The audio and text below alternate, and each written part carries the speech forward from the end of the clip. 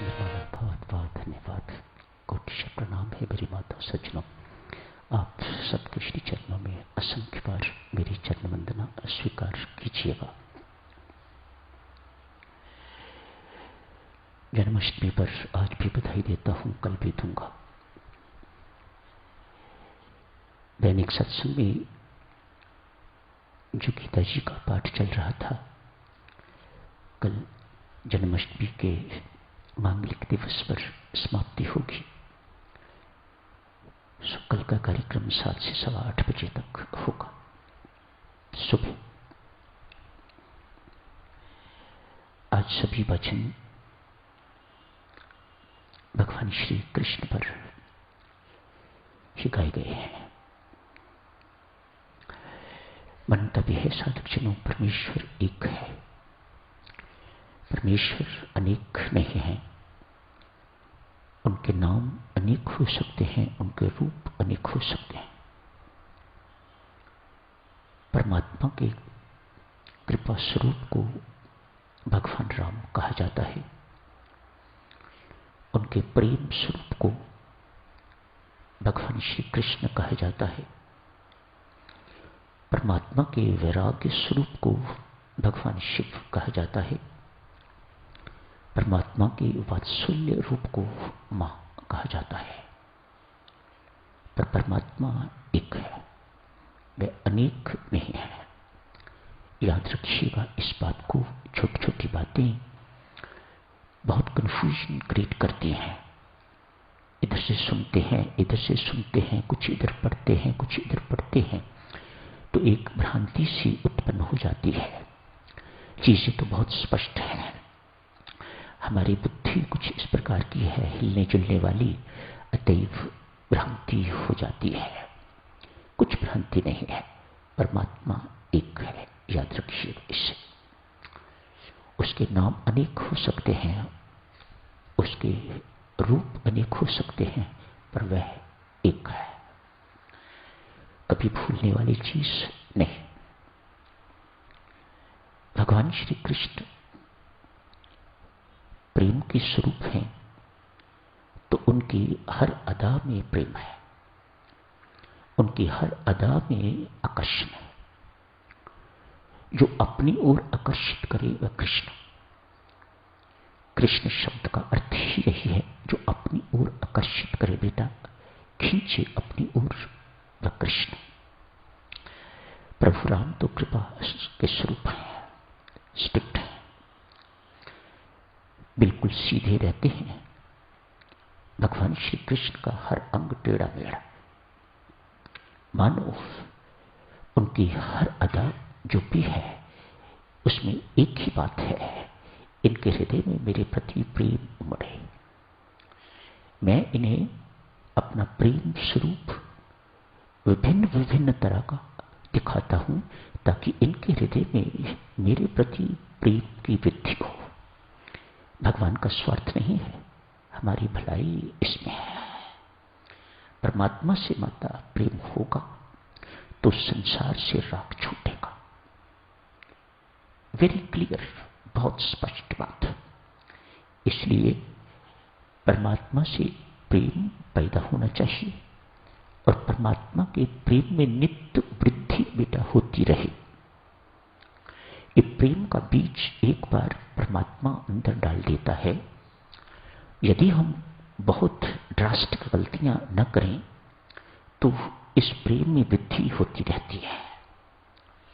ऐसे ही जैसे बाढ़ के दिनों में गंगा जी के पानी में, यमुना जी के पानी में वृद्धि होती रहती है वर्षा काल में, ठीक इसी प्रकार से इस प्रेम में भी वृद्धि होती रहती है, जो होनी चाहिए।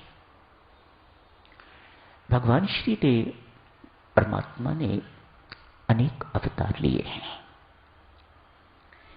ये अवतार क्या है? पर ब्रह्म परमात्मा का नीचे उतरना अवतार। आप राम कृपा अवतरण कहते हो, डिसेंट ऑफ राम्स ग्रेस, उतरती है, परमेश्वर की कृपा उतरती है। इसी प्रकार से परब्रह्म परमात्मा भी चलते हैं हमारे लिए, कंस रावण को मारने के लिए नहीं, अपनी लीला के द्वारा भक्तों को रिझाने के लिए। कभी उन पर किसी प्रकार की कोई आपत्ति आती है तो उस संकट को दूर करने के लिए। आज चर्चा सुनो, बादशाह अकबर के कुछ प्रश्न हैं। गीता जी इन प्रश्नों का समाधान करेंगे। कल जो लोग अंतिम श्लोक 18वें अध्याय के पढ़ेंगे, भगवान श्री कृष्ण उनमें उत्तर देते हैं। बीरबल भी उत्तर दे रहा है, लेकिन भगवान के उत्तरों में पुष्टि है। ये तो बेचारा ऐसे ही है। सबसे पहले बादशाह अकबर का प्रश्न, बीरबल, हमारा खुदा कभी नीचे नहीं आता, पैगंबर भेजता है, दूत भेजता है। ईसाइयों का गॉड कभी नीचे नहीं आता, पुत्र भेजता है। एक तुम्हारा ही परमात्मा ऐसा है जो चला रहता है। कभी नरसिंह अवतार, कभी राम अवतार, कभी कृष्ण अवतार, कभी वस्त्र अवतार, कभी वामन अवतार, कभी मत्स्य अवतार। मानो उसे कुछ भी बनने में कोई परहेज नहीं। जहां जैसी उसकी आवश्यकता है वैसा वह बनता है। Can you explain to me? Akbar Birbal से पूछता है, ये ऐसा क्यों करता है परमात्मा आपका, आप ही का, और कोई नहीं करता? आप ही का परमात्मा ऐसा करता है क्या? मुझे एक्सप्लेन कर सकते हो कि ऐसा क्यों होता है? बीरबल कहते हैं, बादशाह सलामत, कभी प्रत्यक्ष अनुभव करवा दूंगा। संसारी प्रश्न जितने भी बादशाह अकबर करता है, बीरबल तुरंत उनके उत्तर देता है। जहां आध्यात्मिक प्रश्न आते हैं वहां बीरबल को कठिनाई पड़ती है। आज फिर कठिन प्रश्न है, अतएव थोड़ा ढीला महसूस करते हैं, लेकिन कुशाग्र बुद्धि के हैं, हर वक्त दिमाग चलता रहता है। अतएव प्रश्न हुआ, उत्तर उसी वक्त उनके दिमाग में, वेरिविटी उन्हें कहा जाता है। उत्तर कैसे देना है, कैसे इसकी योजना करनी है, बीरबल का दिमाग चलना शुरू हो जाता है। कुछ दिन व्यतीत हुए, आज योजना बनाई।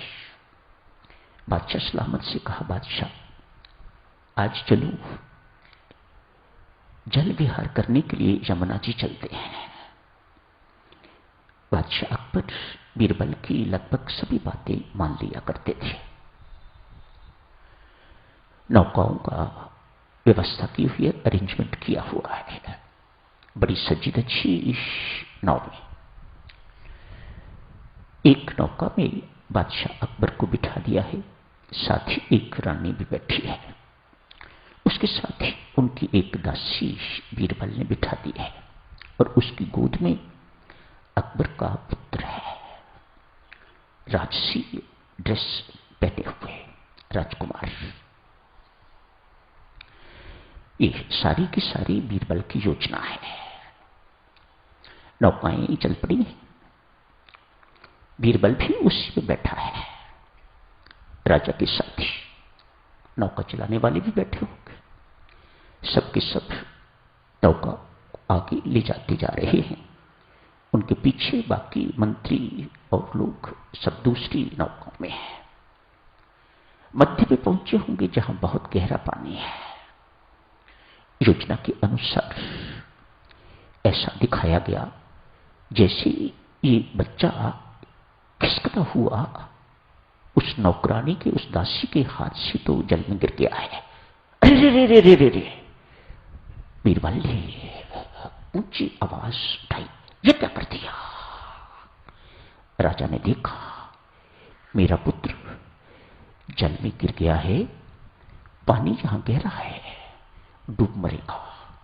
अतएव तत्काल राजा ने स्वयं छलांग लगाई, कपड़ों समेत जो कुछ भी पहना हुआ था राजसी ड्रेस, उसी में छलांग लगा दी। बेचारे को तैरना आता नहीं था, गोते वाते खाए। कुछ लोगों ने और में छलांग लगाई, राजा को भी बाहर निकाला और राजा के पुत्र को भी बाहर निकाला। जब पुत्र को बाहर निकाला तो देखा कि पुत्र पुत्र नहीं है, ये तो मोम का पुतला है। बीरबल की योजना, जब देखा कि ये पुत्र नहीं है, मोम का पुतला है, तो समझ गए कि ये बीरबल की शरारत है। बीरबल, तूने मेरी बड़ी बेइज्जती करवा दी। नहीं राजन, मैंने तो आपके प्रश्न का उत्तर दिया है। आपने प्रश्न पूछा था ना, तुम्हारा परमात्मा क्यों उतरता है? हमारा खुदा कभी नहीं उतरा, ईसाइयों का गॉड कभी नहीं उतरा, वे किसी को भेजते हैं। ये तुम्हारा परमात्मा खुद आता है। बादशाह सलामत, पुत्र गिर गया था तो क्या बात थी? मैं पास बैठा हुआ था, इतने नावक पास बैठे हुए थे, पीछे नौकर आ रहे हैं, आप किसी को हुक्म करते, वह छलांग लगाता और पुत्र को आपको बाहर निकाल के ले आता। अरे बीरबल, उस वक्त ये सब कुछ सोचने की क्या फुर्सत होती है? बादशाह सलामत, यही आपके प्रश्न का उत्तर है। हमारा परमात्मा जब भी किसी अपने पुत्र को डूबता हुआ दिखता है इस प्रकार से, तो वह स्वयं छलांग लगाता है, वह स्वयं अवतरित होता है। दूसरा प्रश्न, दूसरे प्रश्न में दो प्रश्न हैं। बीरबल, ये तुम्हारा राम कहां रहता है? लोग कहते हैं जिसमें साबरमती है वह राम, जो सब में रहता है वह राम। तो कहां रहता है ये और करता क्या है? आज बीरबल को लगा ये प्रश्न पहले प्रश्न से बहुत कठिन है, जटिल है। अतएव आज बहुत उदास होकर तो घर गए हैं। जब बीरबल जब कभी भी उत्तर ना दे पाता था तो उदासी छा जाती थी। हमें भी ऐसा ही होता है, जब कोई प्रश्न पूछे हम उत्तर ना दे पाए तो इरिटेट हो जाते हैं, तो उदास से हो जाते हैं। बाद में याद आता है ऐसा उत्तर देना चाहिए था, ऐसा उत्तर दिया जा सकता था, लेकिन उस वक्त तो व्यक्ति उदास निराश हो जाता है। आज बीरबल ऐसे ही घर गए हैं। पुत्र ने पूछा, पापा क्या बात है, क्या घटना घट गई जो आप उदास हो? कहा, बेटा बीरबल ने एक अजीब व गरीब सा प्रश्न पूछा है। क्या प्रश्न? अरे आध्यात्मिक। दूसरा होता राजकीय संबंध का होता तो मैं उसी वक्त उत्तर दे देता। ये आध्यात्मिक प्रश्न पूछता है तो मुझे कठिनाई होती है उत्तर देने में। पापा आप प्रश्न तो बताओ, क्या प्रश्न है? पूछा, तुम्हारा राम कहां रहता है और क्या करता है? लो, इतनी सी बात। इन दोनों प्रश्नों का तो उत्तर मैं ही दे सकता हूं। तू दे सकता है उत्तर? हां, आप मुझे लेके चलो। ठीक है। पुत्र चला गया है। राजा साहब ने प्रश्न दोहराया, कहा मेरा पुत्र उत्तर देगा। प्रश्न दोहराया। राजा साहब से कहता है, बादशाह सलामत मेरे लिए थोड़ा दूध मंगवाइएगा। दूध मंगवाया। दूध का कटोरा अपने आगे रख लिया है बीरबल के पुत्र ने, और उसमें उंगली घुमानी शुरू कर दी है। पहले धीरे धीरे, फिर तेज तेज। क्या कर रहे हो? मैंने तो सोचा था तुम्हें दूध पीना है, मैंने दूध पीने के लिए मंगवाया, तुम ये क्या कर रहे हो? नहीं बादशाह सलामत, मुझे दूध पीना नहीं है, मैं तो इसमें से मक्खन देख रहा हूं। आपको पता है ना? मुझे तो पता है, इसमें मक्खन है, मैं वो मक्खन देख रहा हूं, किसी ढंग से मुझे मक्खन दिखाई दे। अरे दूध में मक्खन होता है, घी होता है, लेकिन दिखाई नहीं देता। राजा साहब, हमारा राम कण-कण में व्याप्त है, लेकिन दिखाई नहीं देता। क्यों दिखाई नहीं देता? पुत्र कहता है, बादशाह सलामत, क्या आपको अपनी बुद्धि दिखाई देती है? क्या आपको अपनी इच्छाएं दिखाई देती हैं? क्या आपको अपने विचार दिखाई देते हैं? यदि वे दिखाई नहीं देते तो परमात्मा तो इनसे कहीं अधिक सूक्ष्म है। कभी आपने अपने आत्मा को देखा है? यदि नहीं देखा तो फिर परमात्मा तो इन सबसे अधिक सूक्ष्म है।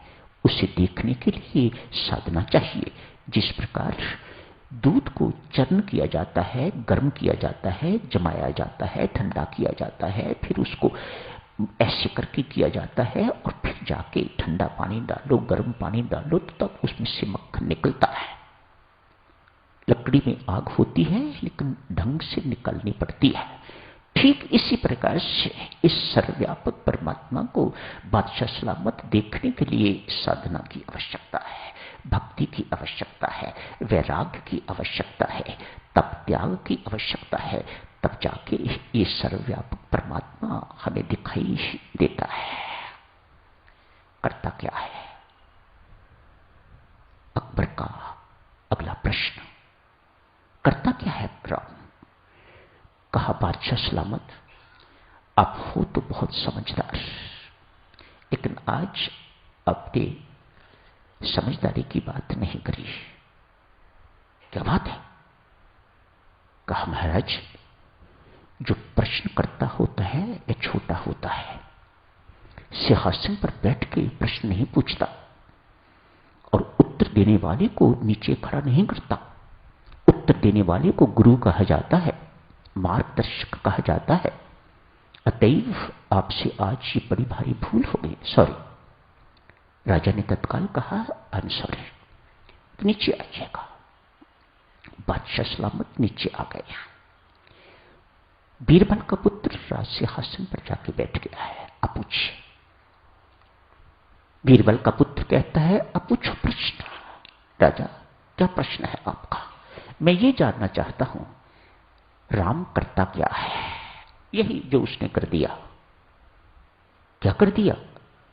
एक राजा को रंक बना दिया, एक रंक को राजा बना दिया, सिंहासन से उतार के उसे नीचे खड़ा कर दिया। और मुझ जैसे गरीब को, जो कभी सोच ही नहीं सकता कभी राजा के सिंहासन पर बैठने के, उसे सिंहासन पर बैठा दिया। सर्वसमर्थ है परमात्मा श्री राम। वह असंभव को भी संभव करे, जो संभव नहीं है उसको भी संभव करके दिखा दे, वह परमात्मा है। यही काम करता है बादशाह सलामत हमारा राम। तो समय हो गया है देवी सज्जनों, यही समाप्त करने की इजाजत दीजिएगा। कल इस चर्चा को और आगे जारी रखेंगे। भगवान श्री इन प्रश्नों का उत्तर क्या देते हैं? कहाँ रहता है परमात्मा? अपने श्रीमुख से कुछ उन्होंने कहा है, कल पढ़ेंगे। तो आज यही समाप्त करने की इजाजत दें। हार्दिक धन्यवाद, कोटि कोटि प्रणाम आप सब।